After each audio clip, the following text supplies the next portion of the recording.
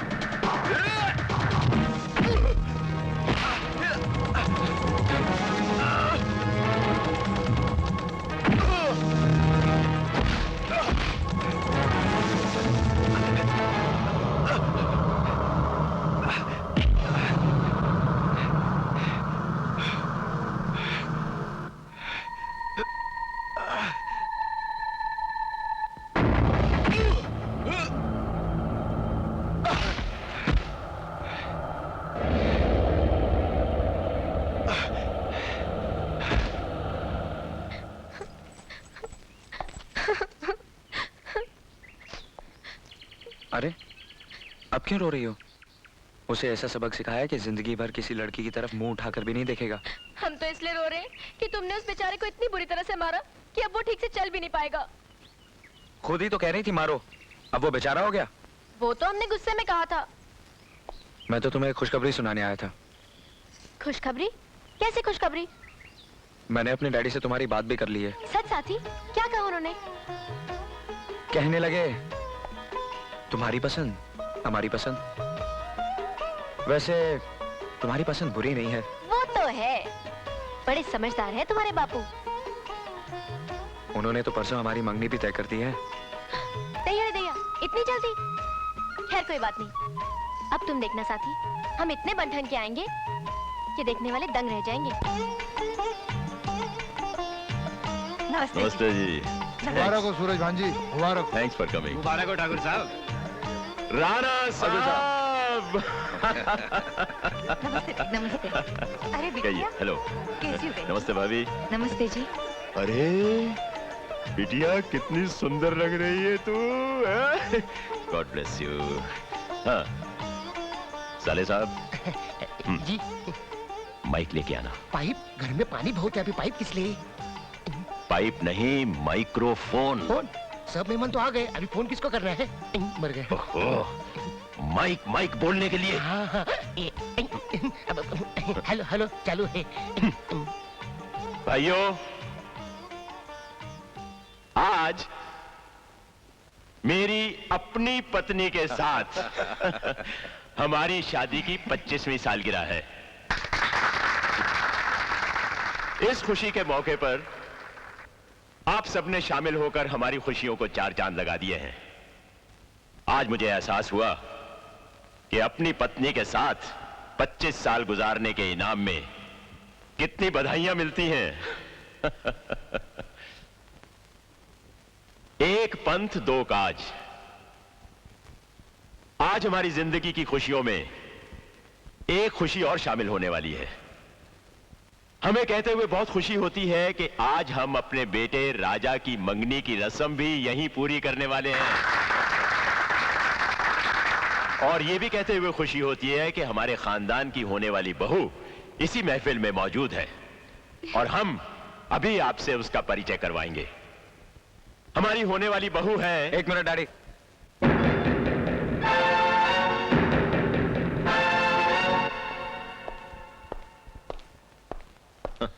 जीते रहो जीते रहो। माइक। ये मैं आप सबसे माफी चाहता हूं अगर मुझसे कोई गुस्ताखी हो जाए, मगर मैं आप सबसे और अपने डैडी से एक चीज की इजाजत जरूर चाहूंगा कि मैं अपने होने वाले साथी का परिचय खुद कराऊं। इजाजत है डैडी? हाँ इजाजत है। लेडीज एंड जेंटलमैन, हर इंसान अपने लिए एक ऐसा साथी चुनना चाहता है जो उसकी खुशी और गम में बराबर का साझेदार हो। मैंने भी अपने लिए एक ऐसा ही साथी चुना है जो सिर्फ और सिर्फ राजा से प्यार करता है।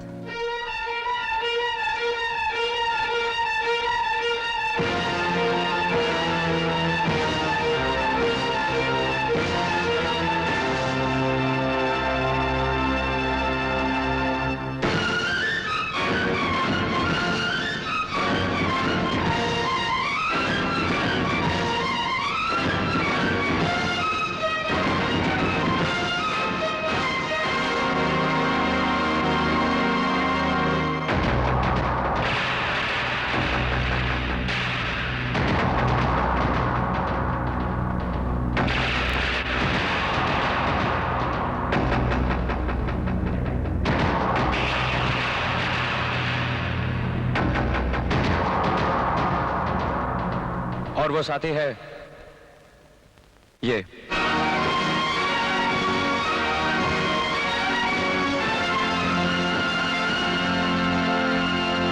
पल्लवी।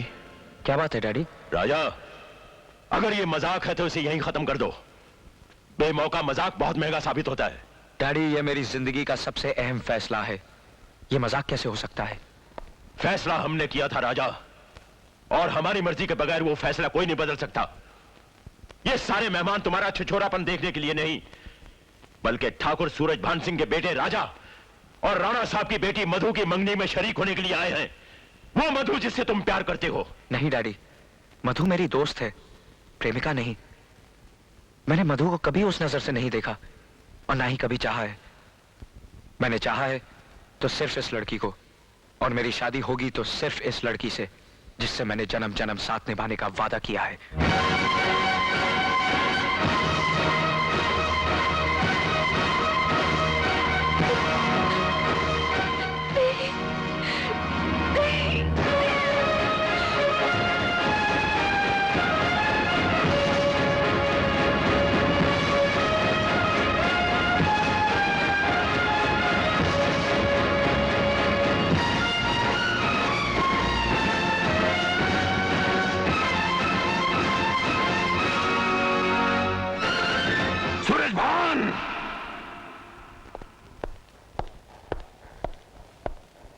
आज फिर इस हवेली में 25 साल पुरानी कहानी दोहराई गई है। फिर किसी शरीफ इंसान की पगड़ी उछालकर तुमने अपने घमंड के पैरों तले रौंदने की कोशिश की है, और दोनों बार पगड़ी हमारी ही मिली तुम्हें। राणा साहब, मेरी बात तो सुनिए। बंद करो अपनी जुबान। तुम्हारी जुबान की अहमियत है क्या जो हमसे बात करने की जरूरत करे? आज हम बोलेंगे और तुम सिर्फ सुनोगे।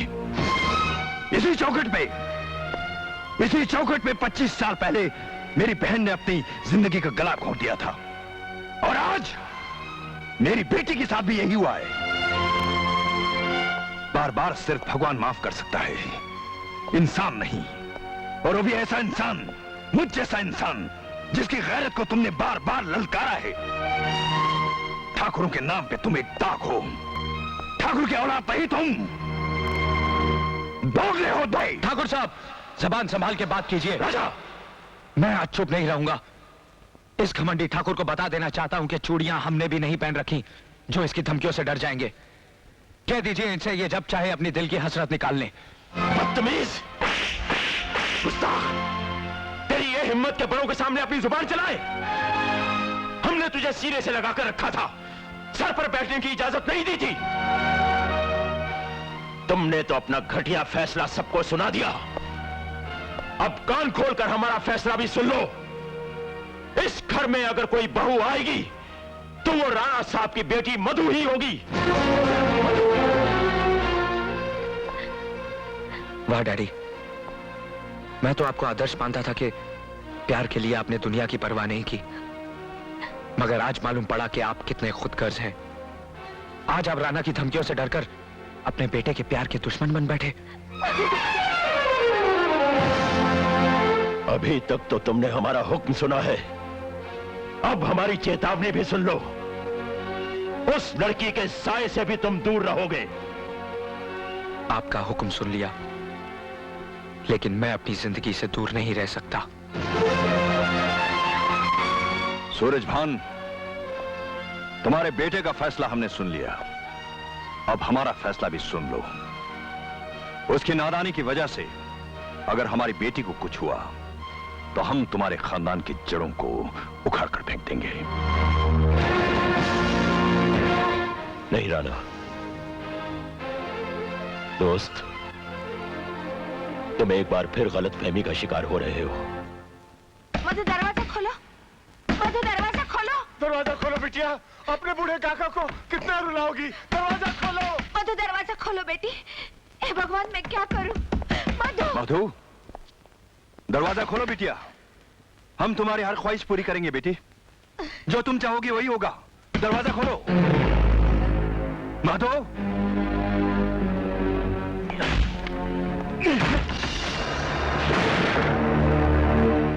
मधु,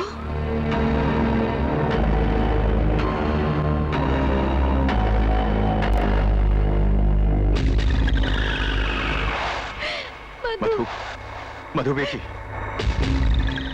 मधु, ये क्या किया मधु तुमने? मधु, बंद कीजिए रोना धोना। मेरी बिटिया को कुछ नहीं होगा। इसकी हर तमन्ना हम पूरी करेंगे, चाहे हमारे अपनी जान क्यों ना चली जाए। बंसी काका, गाड़ी निकालो। अच्छा जी, जल्दी करो। अपनी बेटी को चारा बनाकर मेरे बेटे के सामने डाल दिया।